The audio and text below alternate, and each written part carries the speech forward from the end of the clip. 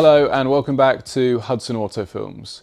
Today you join me back with the fake Aston Martin, or the Bullet as it is officially known. Today's goal is to remove the body, or at least make a good start. We have to do this for a few reasons. The main reason is to see if the chassis is savable at all. Underneath this, if you haven't seen the previous episodes, is essentially a cut Ford Capri. We already know it's very rusty, but the areas that are visible are certainly fixable. But I'm concerned about what is hiding underneath. Another reason we have to remove the body is if it is indeed savable, we need as much access as humanly possible. We also don't want to start any fires with a very hot welder and fiberglass, especially old fiberglass, which is even more flammable from experience, but we won't talk about that. But essentially, there's no point touching this chassis unless we're sure of where all the rot is. There's no point welding up the main sections that we can see if just around the corner, hidden by some fiberglass, is even more rot. It's completely counterproductive and not safe. So we need to see if we can get this huge lump of fiberglass off. What makes this a little bit more difficult is we've got very limited data to inform us on how this kit was fitted.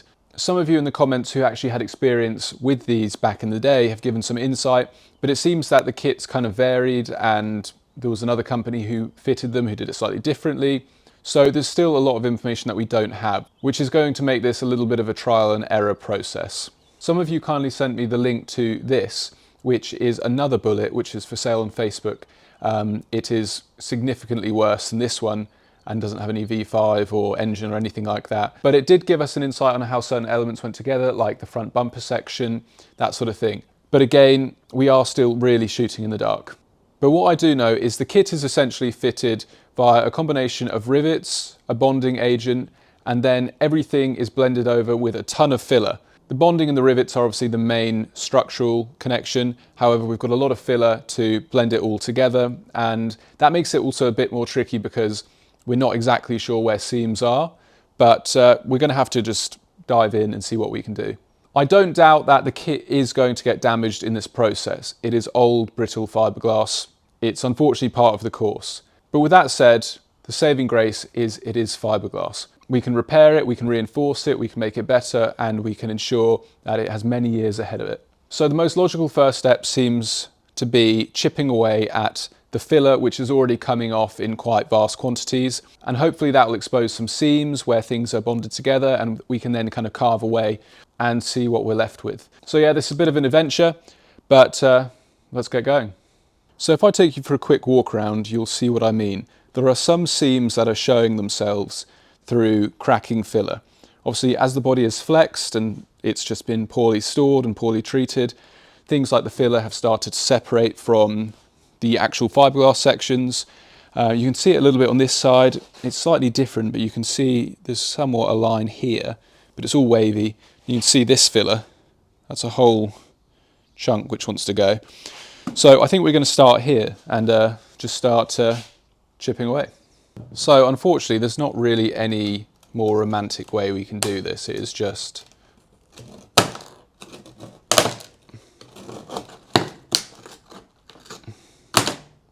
ooh, that is nice and flexible. Oh, that's made actually the whole wing move. That's cool.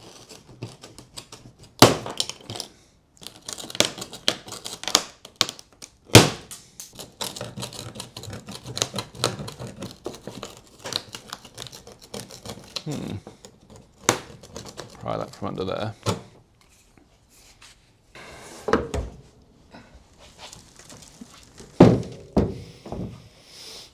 So as you can probably see, this is the seam here, but at some point it has been completely blended in with filler. So this is all filler here, just tons of filler. Bloody hell. You can see how it's breaking. The seam is coming along here. And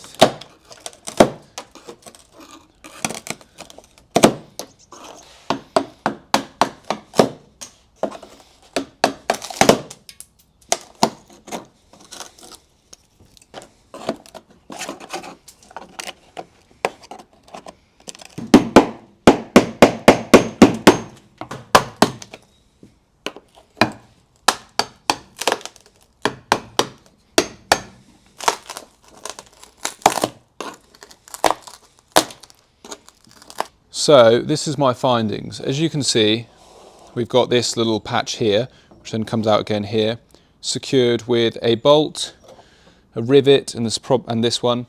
Then it goes in around the suspension turret, then a patch comes out again, and yeah, it all goes up here. So I'm going to do the same on that side, free it up, and then I think I should start diving into under here, but we'll see. So I'll get back to you once I've done that bit.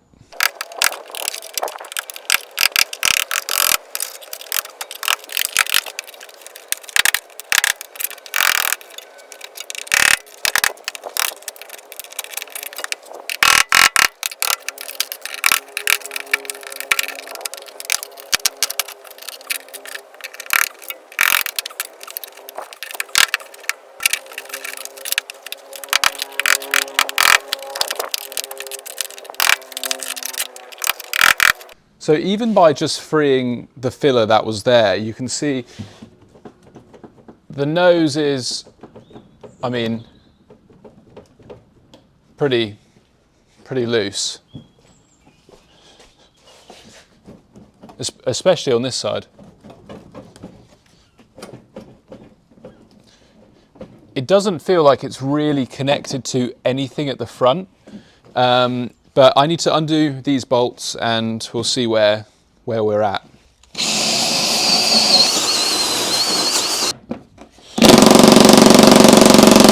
Because the nuts are spinning, I'm going to have to pull out this wheel arch liner, which seems to be made out of aluminium, but it's completely buggered. So I'm just going to try and pry it out, see what I can do, see if I can get to the other side of these nuts.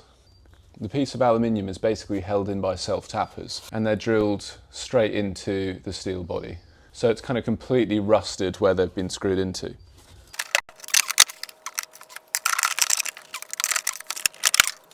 It's time I let you inside my fiberglass hell machine. So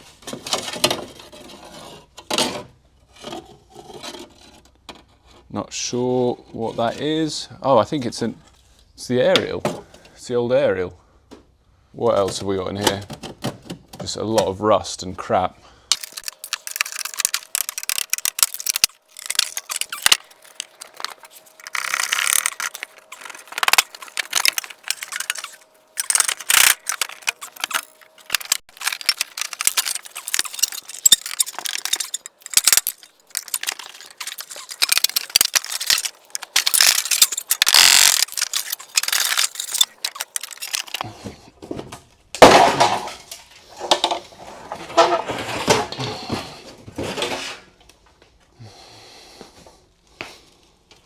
So the arch liners are off and you can start to see the fatal damage.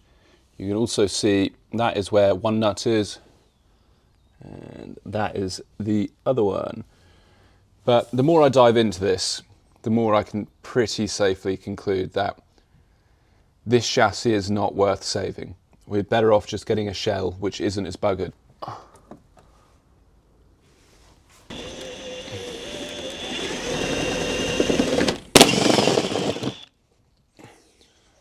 So, as you can see, quite flexible, and even the front.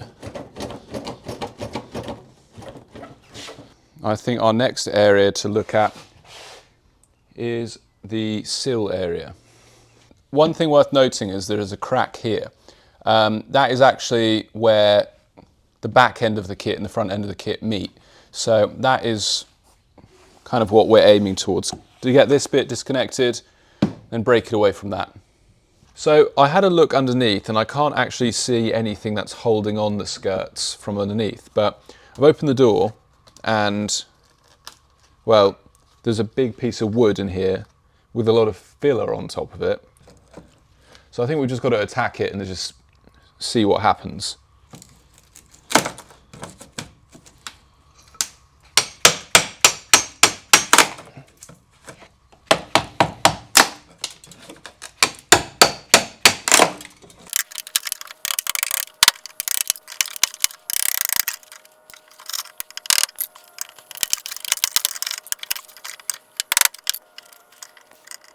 So this seems to be the line here where the two halves of the kit meet.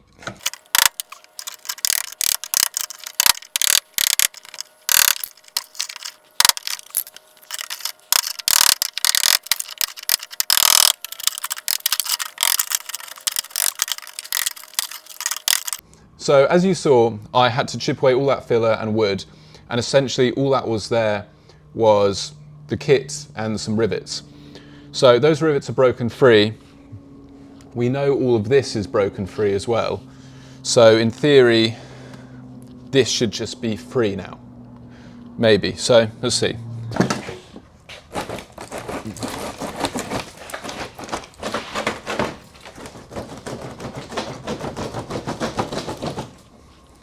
It's free.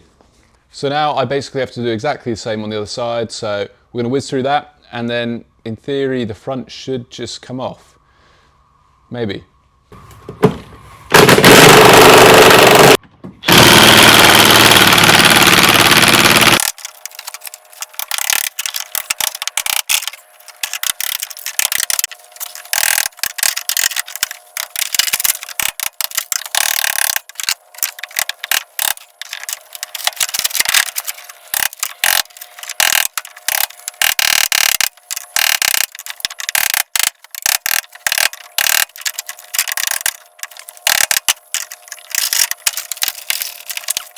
When we removed everything from the other side, we exposed the kit.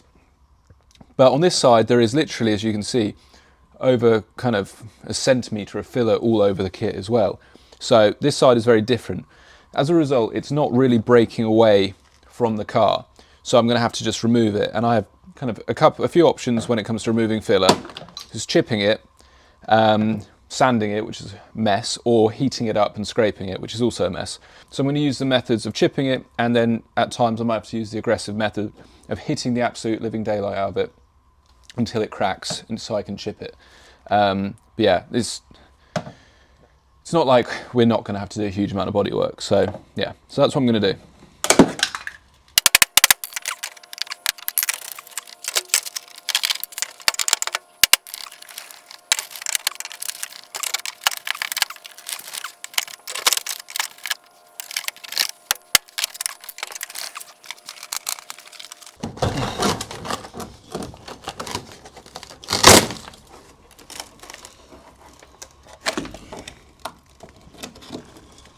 So the kit has separated. If you look here, the outer skin of it is free, and there's some kind of internal structure of the kit which is still there.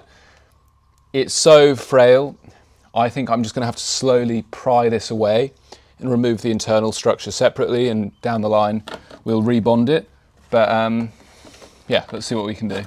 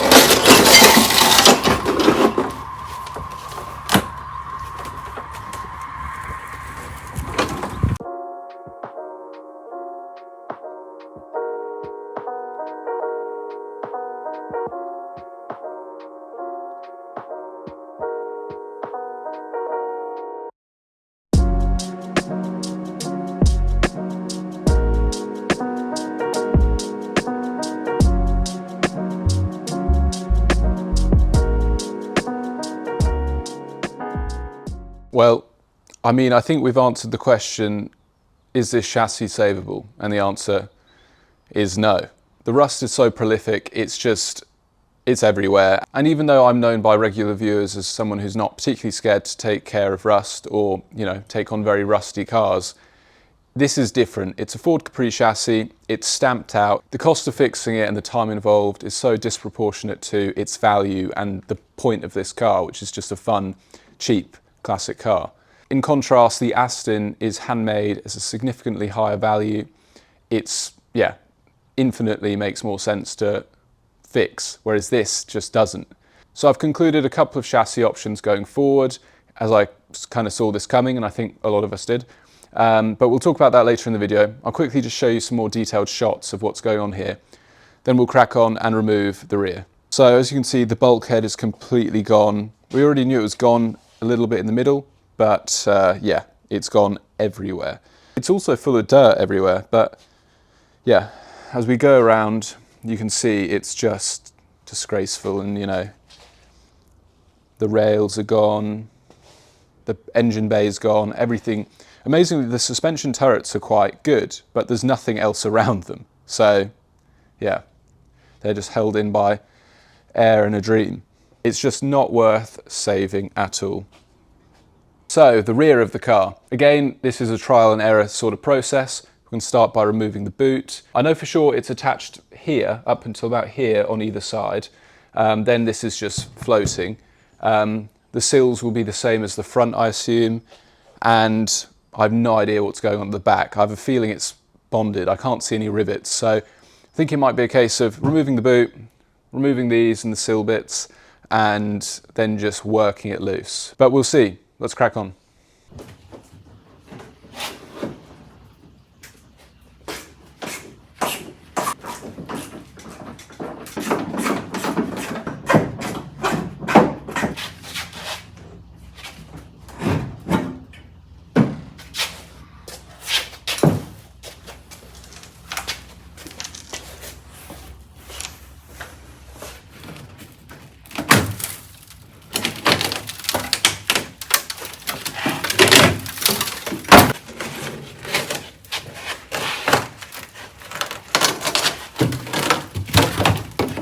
So, like I mentioned, we've got the same situation here on the sills. Then it looks like this is just, this bit is capri, and then it's basically fillered on here, because I can see it cracking. So I think we've got to just work our way back progressively. So do this, start pulling away, pull away here, just see what happens. So let's do that.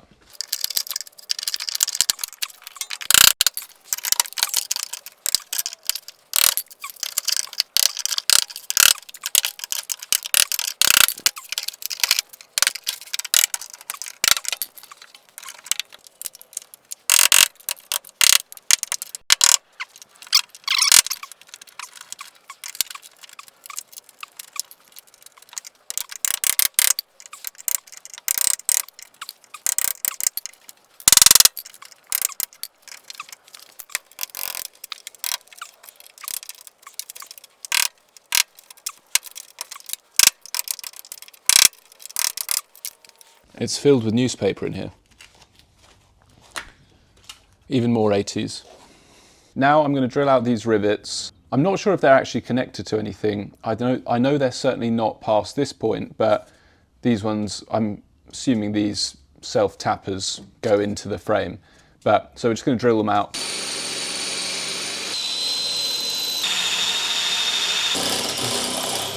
Okay, so at this stage, this is as free as I can get it. I can't pull it anymore because it's attached around the back, all that sort of thing. So now we need to go around the back, see if we can remove that. Then we need to do the other side like we did this side, and just keep going. So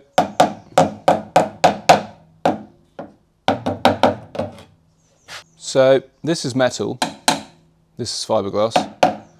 So I'm not exactly sure how. Okay, so all this guttering is part of the kit, so we need to separate it from here. There's also sways of filler going on here. Then there's this wooden piece going on here, so again, we're just going to have to attack it and see what happens.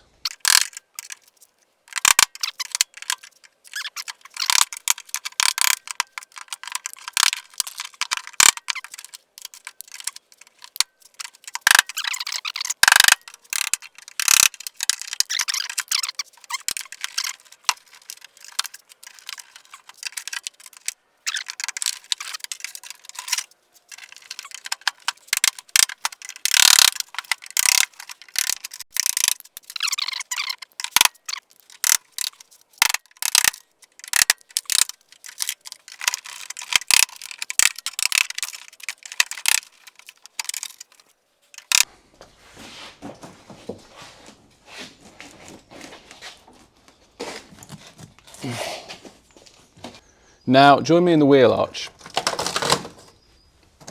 The kit is blended into the capri arches with sheets of fiberglass.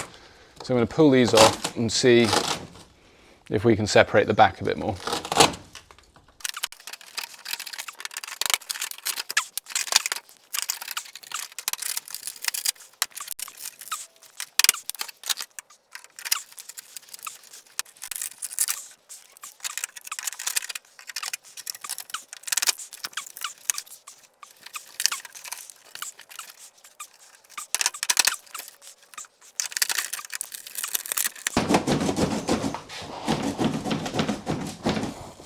So that was not fun.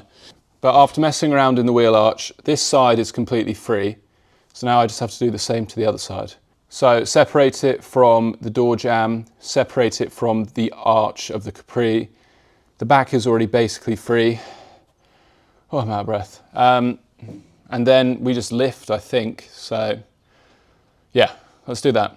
Look at all of the debris that has come off this car, which has been hiding in it. All the foam, the fiberglass. Wow, yeah. It's a lot lighter now.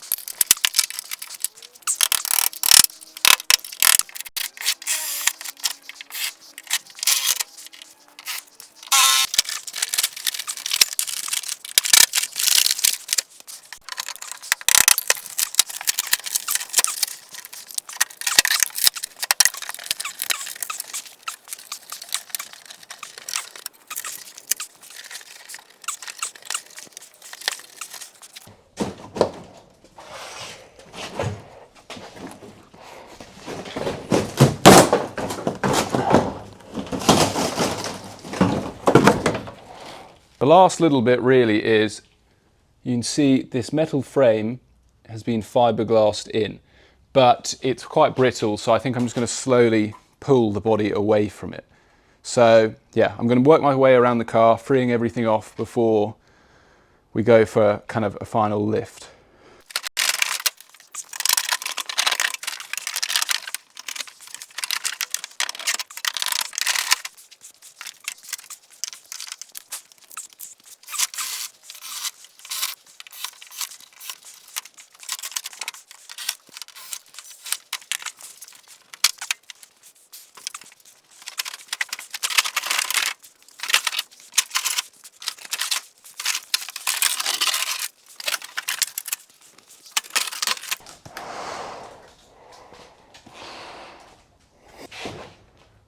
This is the original Capri underneath. That's so cool. That is so cool. Anyway, I'm just waiting for my wife. I need her expertise to help me lift this off. As we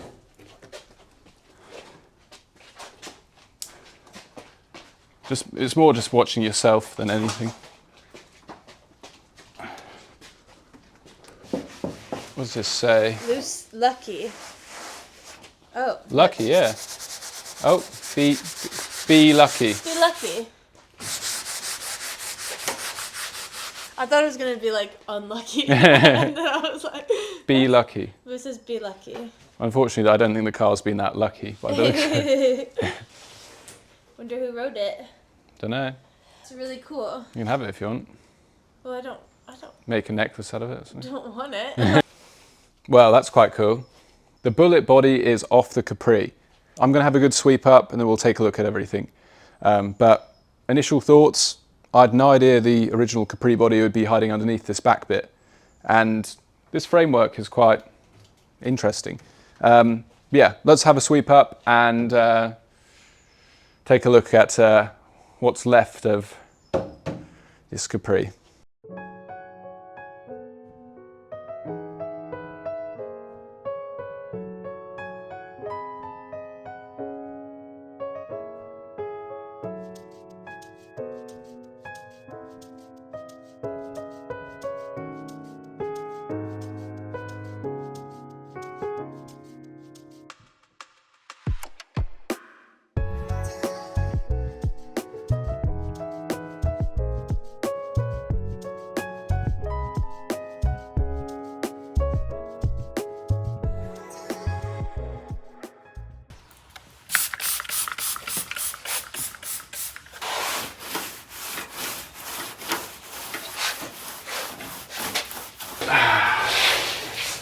Well, it is a new day.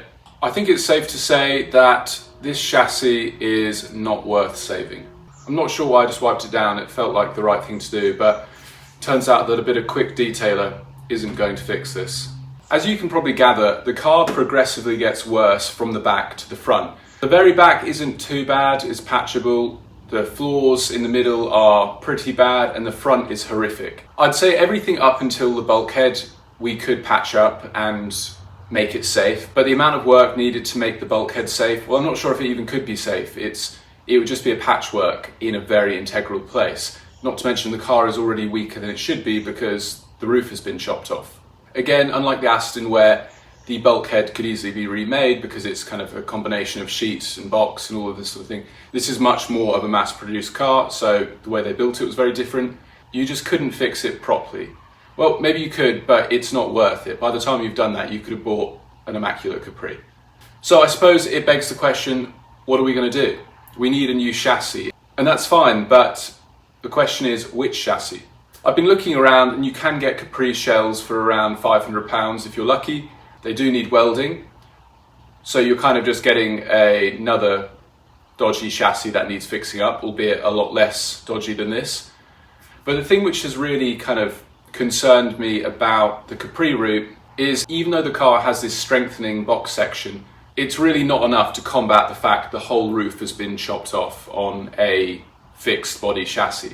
The perks of going down the Capri route is it would be a very accurate representation of what actually happened back in the late 80s when these kits were sold. You get a Capri, you chop the roof off, you do all sorts and you fit it on, and then there you go. The negatives of the Capri route are: 1, we'd have to chop up another Capri; 2, we'd have to weld up another Capri chassis, because realistically you're not going to get a rot-free body because most of the time they're being stripped because they're rotten. And reason 3, like we mentioned, the inherent issue of these are they weren't meant to have the roof chopped off. So in order to do it properly, we'd have to strengthen it so much, add a lot of weight, a lot of cost, and I think for that investment, especially time investment, we could do something a lot cooler. I think another issue is it just doesn't do these cars any good having a totally immovable, massive piece of fiberglass strapped on them, which traps all sorts of moisture and dirt, and yeah, it's just wrecked this. Of course, you know, they were very prone to rust anyway, but this certainly didn't help its cause. So that begs the question, what is the other chassis option, which obviously I'm leaning towards? For those of you who are not familiar with this badge and are maybe not familiar with British rust and fiberglass, this is the badge of a Reliant Scimitar. The Scimitar was an interesting car and I think might be a perfect donor for this project. Why is that? Well, first of all, it shares the same heart, the S6 V6, but what makes it slightly more interesting is it had a body on chassis design. What's even better is it had independent suspension all the way around, so overall was a much better drive. But what I like about the Scimitar for the purpose of this build is the strength is in the chassis. The chassis is a separate entity. Whereas with this, the chassis and the body are one thing. So, you know, you're chopping the body, you're chopping the chassis, it's all the same thing. With the Scimitar, the body simply is a big lump of fiberglass that plonks on. So not only do you have the strength element, but you have better tech for the time with the suspension. It also would fill in a lot of gaps. This car obviously, even when we got it, was partially stripped. So it was missing wiring, all of that sort of thing. And obviously they share the same engine. So there's a degree of synergy there, which would mean the Scimitar would also provide a lot of parts that we don't have. But finally, another really significant part of the Scimitar is its price. They are worth very little. And the whole point of this build is to prove that you can buy a classic car on a budget, enjoy it, fix it up, all of that sort of thing, and not just have to spend tons of money all the time. So the idea of having a Scimitar as a donor, which in total would probably add about £500 to the total build to get a whole other car, which includes a spare engine, chassis, electrics, everything, that makes a lot of sense. But obviously it also adds a degree of complexity as it's a completely different car, which this body kit was not designed to fit on. So how would we get around that? Well, the solution to that, which I think a lot of you will like because there was a vast amount of suggestions to do this, but is to build a tube frame chassis off the existing Scimitar chassis. We'd already have the majority of the rigidity from the original chassis. So by adding the tube frame structure, not only would it make it stronger, but we'd also not have to be concerned in the same way as making a complete standalone space frame where you have to figure out all of the strength within it, because we'd have the basis of strength. So a lot of the tube frame would be to support body panels, create a basic crash structure, all of that sort of thing, and to create the car in a really good form. I think another thing which would be cool about this is we could go full race car and have it so the fiberglass replica body is removable from the space frame, if you like. Meaning the car is fully functional without its body. When it comes to working on the car, you can take the panels off and you've got a tremendous amount of access. It would also be fantastic for structural maintenance. A huge issue with this is the fiberglass was bonded on and all this moisture and junk got trapped in it and it just destroyed it. So by having a body that you can remove, that ceases to ever be an issue again. Coming back to the fact this is meant to be a budget build, adding the tubes isn't particularly expensive. The more complicated part linking to budget is where do you stop cutting? As I mentioned, the chassis has tremendous strength, but to make this remotely safe, you will need to have forms of bulkheads and things like that, which to fabricate becomes quite complicated and expensive. So I suppose the hybrid is to leave a degree of the Scimitar body on the chassis. So for example, you retain bulkhead, which is the footwells and everything. You have a windscreen structure. You might even keep the floor, or that could be replaced for riveted aluminium floors. But I suppose in my head, the way we can make this the safest and the most achievable within a realistic budget that I can afford, which is quite limited, is we essentially chop the front end of the Scimitar off, the roof and the back end. So what we're essentially left with is the chassis, the bulkhead with windscreen, places to mount the doors. Also, in this section, I'm 90% sure there'll be a bar in the Scimitar body which rolls up around the roof, which is obviously to give it a roll structure, but it's also where things like seatbelts mount, door latches mount. So we'd want to retain that section as well. And then obviously we'd be chopping the bar off, so we'd have to reconnect it lower, which gives us a rear roll structure. So essentially, imagining this is the Scimitar, we'd be chopping everything body-wise from here back off, and everything from here forward off, meaning you've left with this kind of little tub area, very open tub, and two ends of the chassis sticking out. And that's where you build the tube sections, which will all link in. And then that is where body panels would fit on. But all of that sort of thing is to be discussed. I'm kind of just talking off the top of my head.